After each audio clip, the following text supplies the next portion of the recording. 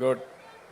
జై భారత్, జై భారత్, జై భారత్, జై తెలుగు తల్లి, జై తెలుగు తల్లి, జై తెలుగు తల్లి.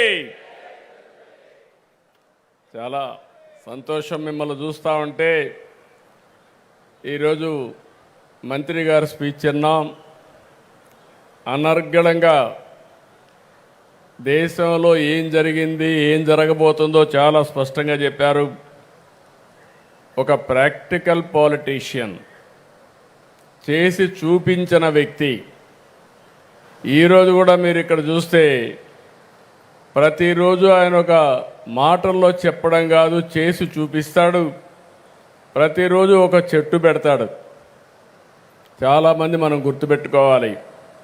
ఈరోజు ఇక్కడికి వచ్చినప్పుడు ఆయన చెట్టు పెట్టడమే కాకుండా మా ద్వారా కూడా చెట్లు పెట్టించి వాతావరణం కోసం ఏ విధంగా పనిచేస్తున్నాడో ఒక నిజమైన ప్రాక్టికల్ పాలిటీషియన్, స్ఫూర్తినిచ్చే వ్యక్తి union minister for agriculture and rural development Shivraj Singh Chouhan గారికి గట్టిగా చప్పట్లు కొట్టి అభినందించండి. Union minister of state for heavy industries and steel Bhupathiraju Srinivas Varma గారికి, గౌరవనీయులు union minister of state for communication and rural development Pemmasani Chandrasekhar గారు, బీజేపీ రాష్ట్ర అధ్యక్షులు, ఈ కార్యక్రమాన్ని చాలా సమర్థవంతంగా అందరినీ కలుపుకొని బ్రహ్మాండంగా నిర్వహించినటువంటి పివిఎన్ మాధవ్ గారికి,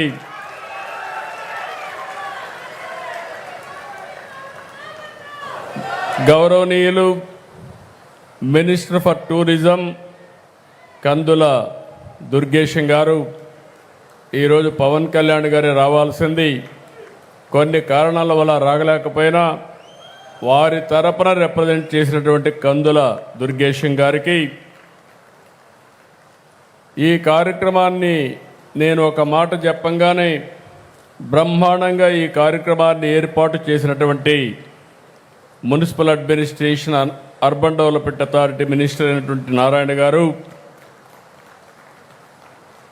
గౌరవనీయులు స్థానిక శాసనసభ్యులు తెనాలి శ్రావణ్ కుమార్ గారు, ఇప్పుడే మీరు చూశారు చాలా సమర్థవంతంగా మాట్లాడమే కాకుండా ట్రాన్స్లేషన్ కూడా చాలా సమర్థవంతంగా చేసినటువంటి సత్యకుమార్ యాదవ్ గారు,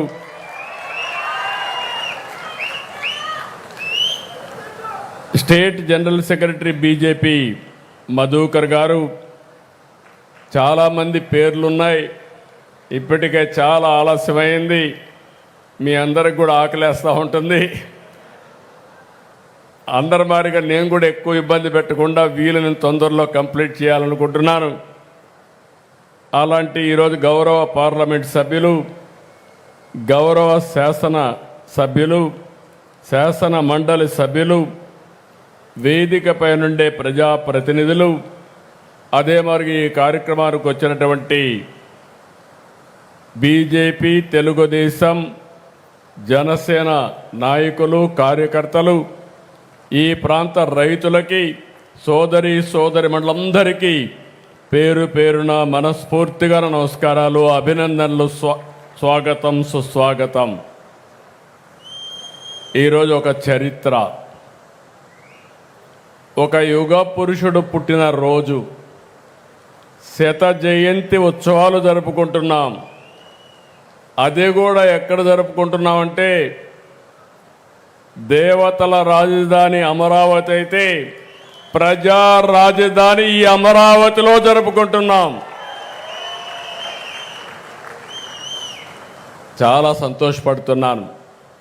నాకెప్పుడు ఒకే కోరిక, దేవతల రాజధాని ఏ విధంగా ఉందో మనం ఊహించుకుంటున్నాం. అందులో ఒక నమూనాగా ఈ అమరావతి ప్రజా రాజధానిగా ప్రపంచం మొత్తం గుర్తుపెట్టే విధంగా చేయడమే నా ఆలోచన, నా ధ్యేయం దానికోసమే పనిచేస్తున్నా. మొట్టమొదటిసారిగా ఇక్కడుండే రైతుల్ని, ఈ ప్రాంత రైతుల్ని మనస్ఫూర్తిగా అభినందిస్తున్నా. ఈరోజు శత జయంతి ఉత్సవాలు ఇక్కడ జరుపుతున్నామంటే ఒక స్ఫూర్తిదాతలైనటువంటి రైతులు ముందుకొచ్చి ప్రపంచంలో ఎక్కడా జరగలేదు. 33,000 ఎకరాల భూమి, 29,000 మంది రైతులు ఒక్క రూపాయి తీసుకోకుండా ఆ భూమిని ల్యాండ్ పూలింగ్లో ఇచ్చారు. అంటే ఎవరు ఈ ప్రపంచంలో చేయలేదు. అలాంటి స్ఫూర్తి ఇచ్చినటువంటి రైతాంగానికి మరొక్కసారి శిరస్సు వంచి నమస్కారాలు తెలియజేస్తున్నా.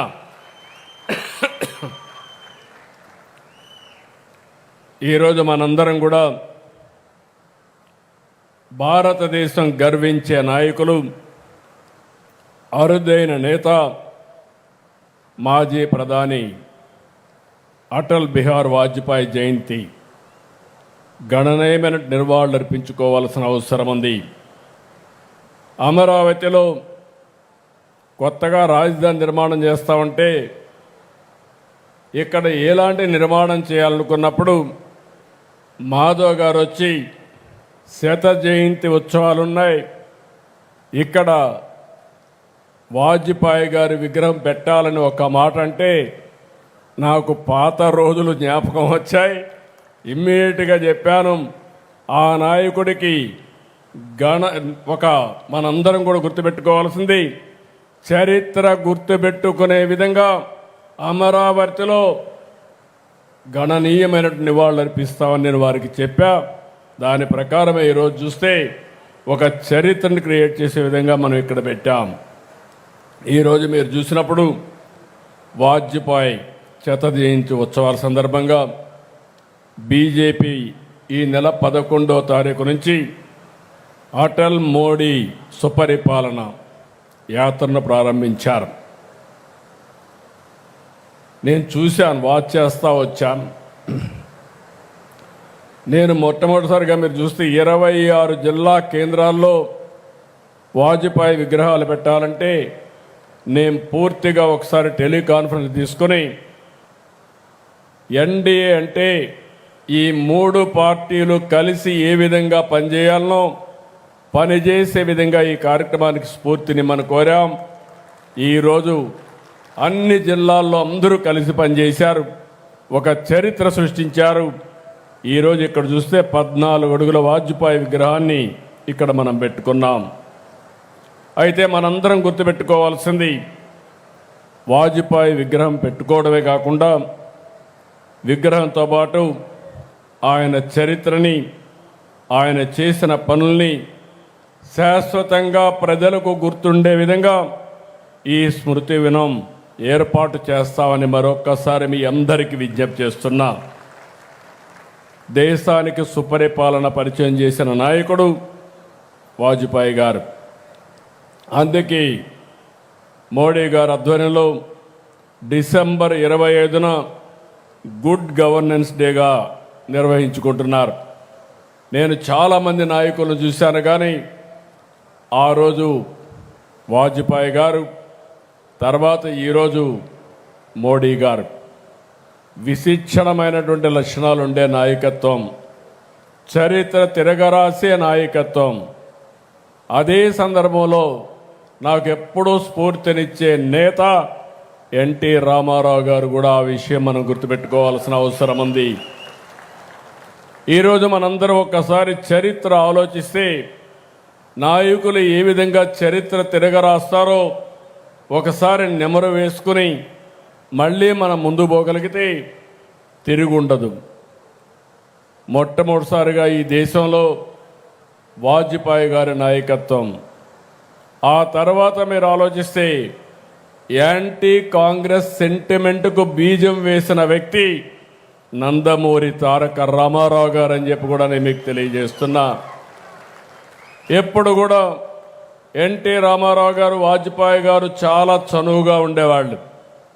ఎన్టీ రామారావు గారిని 84లో ఆ రోజు కావాలని కేంద్రం ఇందిరాగాంధీ గారు ప్రభుత్వాన్ని రద్దు చేస్తే ముందుండి నడిపించిన వ్యక్తులు అద్వానీ గారు, వాజ్పేయి గారు అని చెప్పి కూడా మీకు గుర్తు చేస్తున్నా.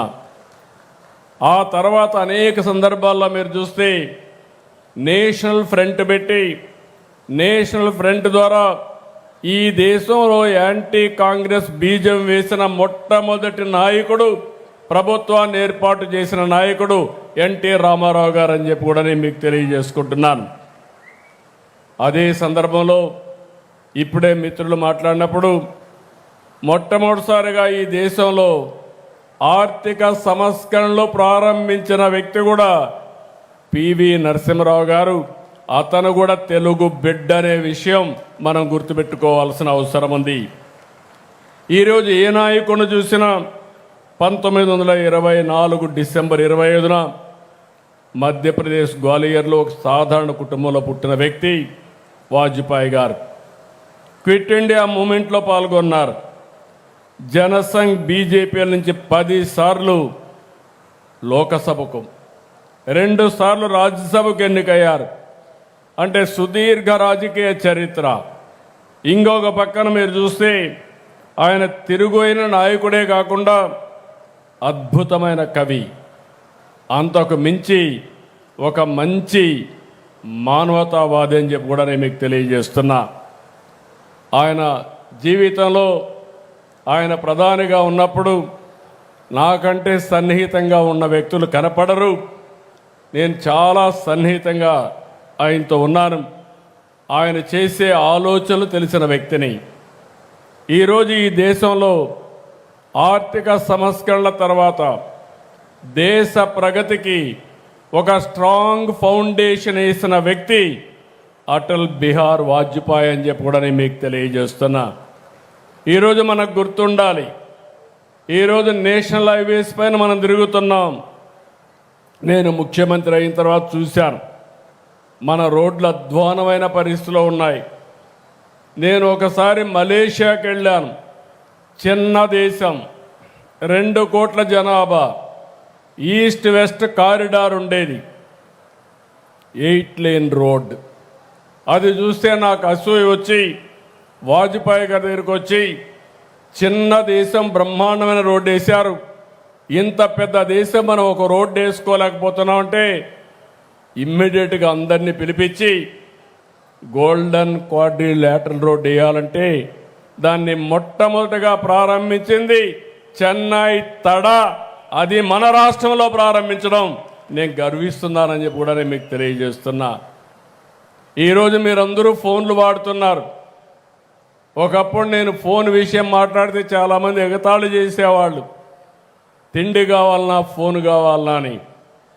అలాంటిది డీరెగ్యులేషన్, ఎంత కష్టమైనా డీరెగ్యులేషన్ తీసుకొచ్చారు. ఈరోజు భారతదేశం, ప్రపంచం మొత్తం నాలెడ్జ్ ఎకానమీలో ముందుకు పోతున్నామంటే నాలెడ్జ్ ఎకానమీకి బ్యాక్ బోన్ టెలికాం సెక్టర్. అలాంటి టెలికాం సెక్టర్ని తీసుకొచ్చిన వ్యక్తి, డీరెగ్యులేషన్ ప్రారంభించిన వ్యక్తి వాజ్పేయి గారు. ఇంకో పక్క మీరు చూస్తే ఆ రోజు వాజ్పేయి గారు టెలికాం డీరెగ్యులేషన్ ప్రారంభిస్తే ఈరోజు నరేంద్ర మోడీ గారు బిఎస్ఎన్ఎల్ ద్వారా 4G ఇన్నోవేట్ చేశారంటే అది నాయకుల యొక్క గొప్పతనం అని చెప్పి మరొకసారి మీ అందరికీ విజ్ఞప్తి చేస్తున్నా. ఇలాంటి రిఫార్మ్స్ ఒకటి రెండు కాదు, అనేక రిఫార్మ్స్ తీసుకొచ్చారు. మన వాళ్ళందరూ కూడా ఎక్స్ప్లెయిన్ చేశారు. పీపీపీ విధానంలో ఈ దేశం అభివృద్ధి అవుతుంది, అన్ని దేశాల కంటే మనం తక్కువ కాదని ఆలోచించి దాన్ని ఆచరణలో పెట్టిన వ్యక్తి వాజ్పేయి గారు అని చెప్పి కూడా నేను మీకు తెలియజేస్తున్నా. ఈరోజు ఇన్ఫ్రాస్ట్రక్చర్ ఉంది, ఒక రోడ్డు కావచ్చు, ఒక ఎయిర్పోర్ట్ కావచ్చు, లేకపోతే ఒక పవర్ ప్రాజెక్ట్ కావచ్చు, ఇవన్నీ కూడా బ్రహ్మాండంగా తీసుకొచ్చిన వ్యక్తి, సంపద సృష్టించడానికి దోహదపడ్డ వ్యక్తి వాజ్పేయి గారు. ఇంకో పక్క నాకు బాగా జ్ఞాపకం, ఆ రోజు హైదరాబాద్ ఎయిర్పోర్ట్ బుడ్డ ఎయిర్పోర్ట్ ఉండేది, ఫ్లైట్సే ఉండేటి కాదు. ఒక్కసారి నేను పోయి ఆయన అడిగితే ఓపెన్ స్కై పాలసీ ద్వారా ఫ్లైట్లని శాంక్షన్ చేశారు.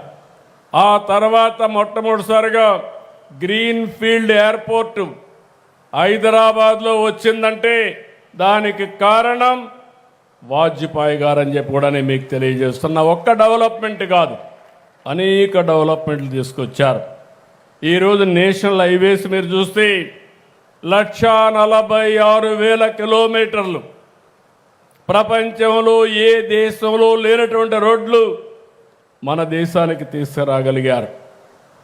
ఇంకో పక్క మీరు ఒకసారి చూస్తే ఆ రోజుట్లోనే అమెరికా శాంక్షన్స్ పెట్టారు.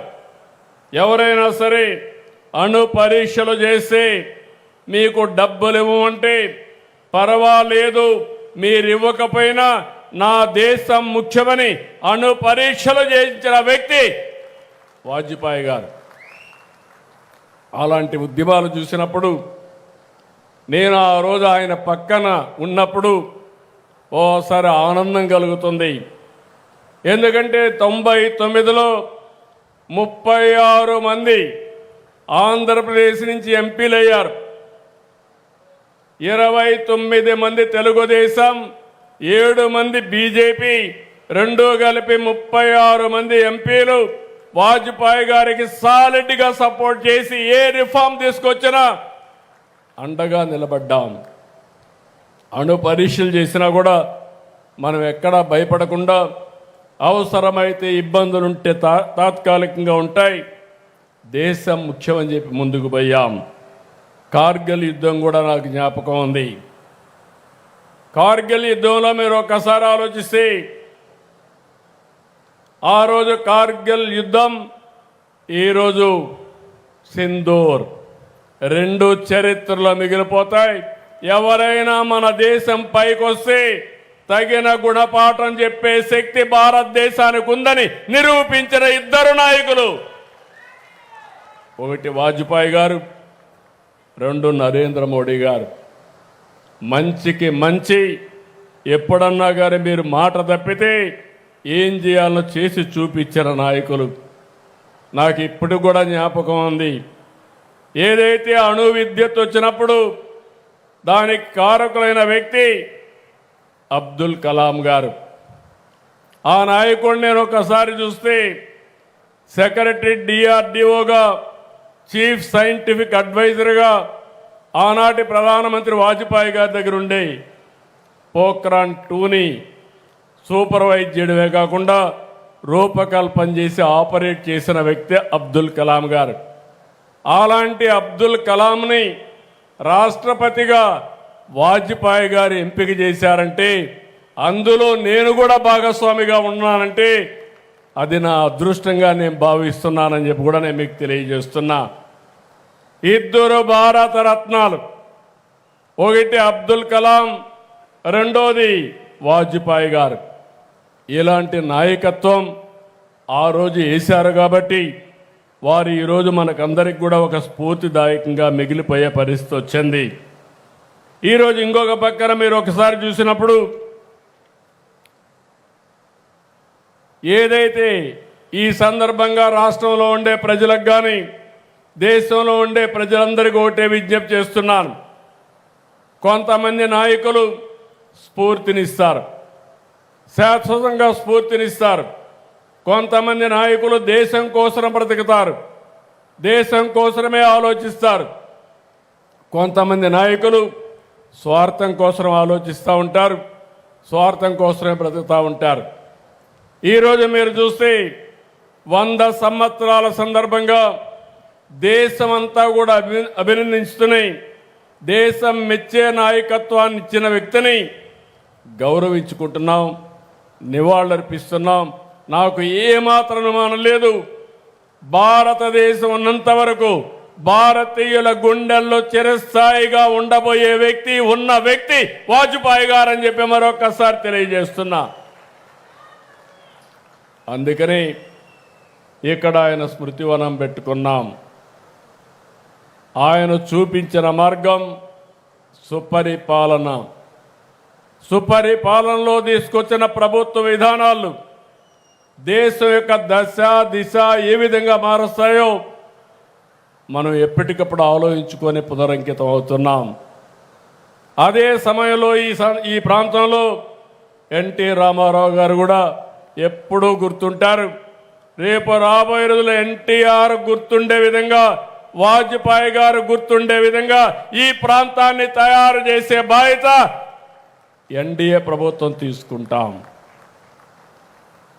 ఈరోజు ఇంకొక విషయం కూడా మనం గుర్తుపెట్టుకోవాల్సిన అవసరం ఉంది. ఈరోజు వాజ్పేయి గారు వేసిన ఫౌండేషన్ చాలా స్ట్రాంగ్ ఫౌండేషన్ వేశారు. ఆ తర్వాత వచ్చిన నరేంద్ర మోడీ గారిని చూస్తే 11వ స్థానంలో ఉన్న ఆర్థిక వ్యవస్థ 4వ స్థానానికి వచ్చాం. ఒక సంవత్సరంలో 3వ స్థానానికి వస్తాం. వికసిత్ భారత్ 2047 నాకు ఏమాత్రం అనుమానం లేదు. చరిత్ర చూసిన వ్యక్తిని, చరిత్రలో భాగమైన వ్యక్తిని మళ్ళీ మీ అందరికీ చెప్తున్నా, 2047కి భారతదేశం ప్రపంచంలో నెంబర్ 1 దేశంగా తయారవుతుంది. ఆ సత్తా, ఆ శక్తి నరేంద్ర మోడీకి ఉందని చెప్పి కూడా మరొకసారి మీ అందరికీ విజ్ఞప్తి చేస్తున్నా.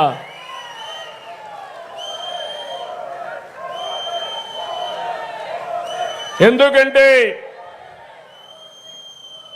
ఈరోజు కొంతమంది దేశం కోసం ఆలోచిస్తాం. ఆ రోజు వాజ్పేయి గారు, ఎన్టీఆర్, ఈ రోజు నరేంద్ర మోడీ గారు దేశం కోసం ఆలోచిస్తే నేను కూడా నా తెలుగు జాతి కోసం ఆలోచిస్తున్నాను. ఆయన దేశాన్ని నెంబర్ 1 చేసి నేను తెలుగు రాష్ట్రాన్ని అగ్రభాగాలు నిలబెట్టే బాధ్యత తీసుకుంటాం. అదే సమయంలో ప్రపంచంలోనే భారతీయులు నెంబర్ 1గా ఉంటారు. అదే సమయంలో భారతీయుల్లోనే తెలుగు జాతి నెంబర్ 1గా చేసే బాధ్యత తీసుకుంటాం. అలాంటి స్ఫూర్తితో మనం ముందుకు పోవాల్సిన అవసరం ఉంది. ఈరోజు నాకు కూడా గౌరవనీయులైనటువంటి కేంద్ర మంత్రి శివరాజ్ సింగ్ చౌహాన్ గారు, ఒక ముఖ్యమంత్రిగా ఆయన పనిచేసినప్పుడు నేను వాచ్ చేశాను. ప్రజల కోసం బ్రతికాడు, ప్రజల కోసం ఆలోచిస్తున్నాడు. భవిష్యత్తులో కూడా నాకు ఏమాత్రం అనుమానం లేదు. అగ్రికల్చర్ డిపార్ట్మెంట్లో ఆయన ఎక్కడున్నా ఆ వ్యవస్థకు వన్నీ తీసుకొస్తున్నారు. చీఫ్ మినిస్టర్గా నేను చూస్తే ఏ ఎన్నికల్లో కూడా ఓడిపోలేదు. అదే మరిగా ఈరోజు ఆయన చూశాను, దగ్గర నుంచి నేను చూశాను. ఎప్పుడు ప్రజల మనిషిగా ప్రజల హృదయాల్లో ఉండాలని నిరంతరం పనిచేసే వ్యక్తి శివరాజ్ సింగ్ చౌహాన్ అని చెప్పి నేను మీకు తెలియజేస్తున్నా. కొంతమంది ఒక పర్పస్ కోసం బ్రతుకుతారు. ఒక పర్పస్ కోసం బ్రతికే వ్యక్తుల్లో అటు మోడీ గారు ఉంటే ఇటు శివరాజ్ చౌహాన్ గారు కూడా ఉంటారని చెప్పి నేను మీ అందరికీ విజ్ఞప్తి చేస్తున్నా.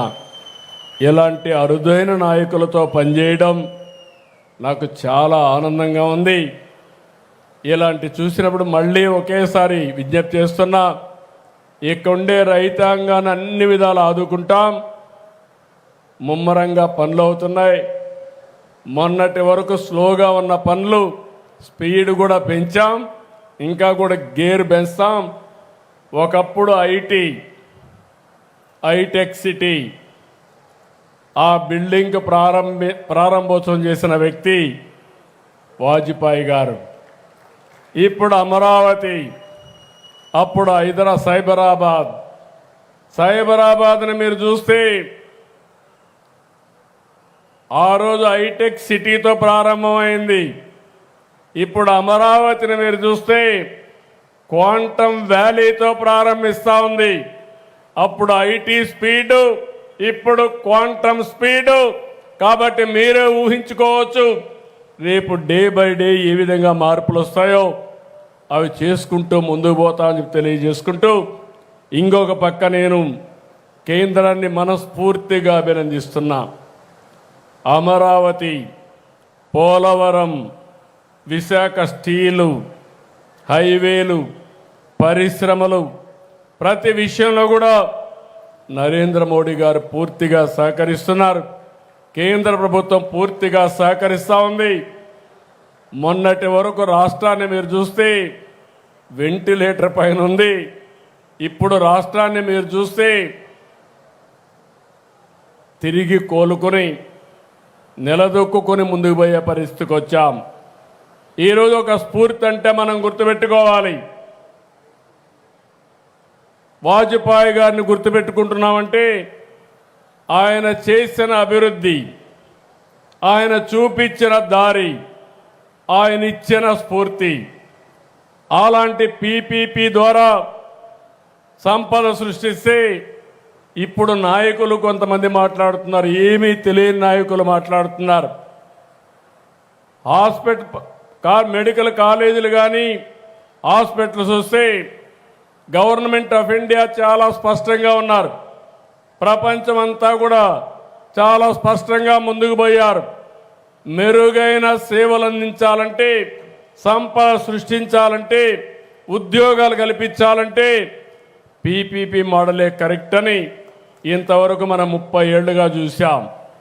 ఇప్పుడు ఇంప్రూవ్డ్ మోడల్ వచ్చి పీపీపీ వైబిలిటీ గ్యాప్ ఫండింగ్ కూడా. ఈరోజు ఒక రోడ్డు వేసాం. ఈ రోడ్డు అంతా కూడా ప్రైవేటు వ్యక్తులది కాదు. ఈరోజు ఒక ఎయిర్పోర్ట్ కట్టాం.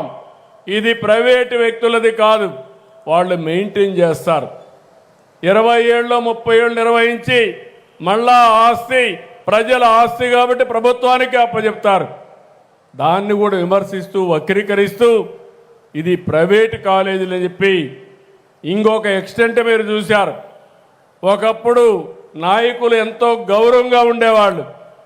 మళ్ళా నేను అధికారానికి వస్తే మీరు కాలేజీలు పెడితే నేను జైల్లో పెడతాననే పరిస్థితికి వచ్చారంటే, అంటే అభివృద్ధి చేసే వాళ్ళని జైల్లో పెట్టే వాళ్ళని ప్రజలు ఏ విధంగా ఆలోచించుకోవాల్సిన అవసరం ఉంది. ఈరోజు మనందరం కూడా వాజ్పేయి గారి శత జయంతి జరుపుకుంటున్నాం. ఇలాంటి శత జయంతి జరుపుకొని రాబోయే 2047కి భారతదేశం ప్రపంచంలో నెంబర్ 1గా ఉంటే ఆంధ్రప్రదేశ్ దానికి ట్రెండ్ సెట్టర్గా ఉండాలని ఆలోచించుకుంటే, ఇలాంటి రాజకీయ నాయకులతో నేను రాజకీయం చేయాలంటే ఆ రోజు వాజ్పేయి గారితో రాజకీయం చేస్తే ఈరోజు ఇలాంటి చిల్లర రాజకీయాల్లో నేను భాగస్వాములు కావాలనుకున్నప్పుడు ఒకసారి బాధేస్తుంది. కానీ ఓసారి ఆలోచిస్తున్నాం, ప్రజల కోసం అనునిత్యం పనిచేస్తాం, మీకు మెచ్చే పరిపాలన ఇస్తాం, మీ జీవితాలకు వెలుగునిచ్చే విధానాలు తీసుకొస్తాం. ఎంతమంది ఎన్ని చెప్పినా, ఎన్ని అడ్డంకులు సృష్టించినా ఈ యాత్ర ఆగదని చెప్పి నేను మీకు తెలియజేస్తున్నా. నా ఆలోచన ఒకటి, సంపద, ఆనందం, ఆరోగ్యం, ఈ 3 ప్రతి ఒక్కరికి అందించే దిశగా ముందుకు పోతున్నాం. దీనికి ఆ రోజు వాజ్పేయి గారు నాకు స్ఫూర్తి, ఎన్టీ రామారావు గారు స్ఫూర్తి.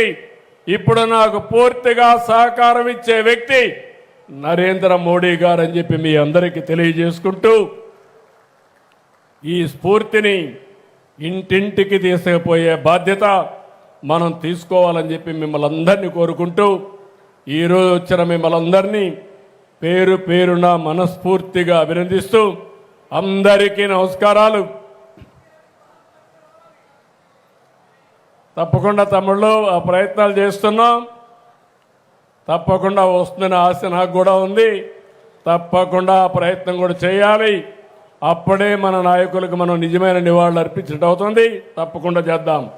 జై భారత్, జై భారత్, జై భారత్, జై తెలుగు తల్లి, జై తెలుగు తల్లి, జై తెలుగు తల్లి, జై హింద్.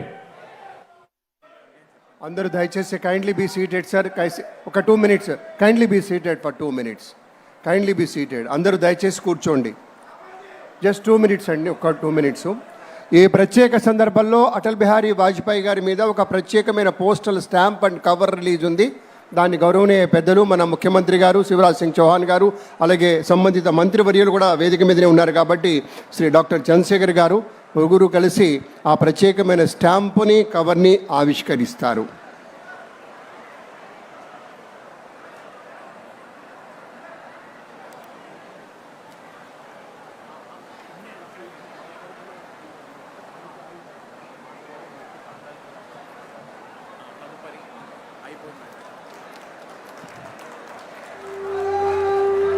థ్యాంక్ యూ, ధన్యవాదాలు అందరికీ. ఇప్పుడు శ్రీ మాధవ్ గారు ప్రధాన అతిథులకి వాజ్పేయి గారి జ్ఞాపికలను అందజేస్తారు. మన శివరాజ్ సింగ్ చౌహాన్ దయచేసి ఒక 2 minutes. నేషనల్ యాంథమ్ కూడా ఉందండి, దయచేసి kindly be seated. National anthem ఉంది, అందరూ వేచి ఉండండి. వాజ్పేయి గారి ప్రతిమను ఒక జ్ఞాపికగా ఇవాల్టి ముఖ్య అతిథుల వారికి బహుకరిస్తూ ఉన్నారు గౌరవనీయ బీజేపీ రాష్ట్ర అధ్యక్షులు శ్రీ మాధవ్ గారు. ఇది రాష్ట్ర బీజేపీ శాఖ పక్షాన శాలువుతో సన్మానించి వాజ్పేయి గారి జ్ఞాపికను ఏదైతే అక్కడ విగ్రహావిష్కరణ జరిగిందో అదే ప్రతిమను జ్ఞాపికగా మలిచి అందజేస్తూ ఉన్నారు గౌరవనీయ శివరాజ్ సింగ్ చౌహాన్ గారికి.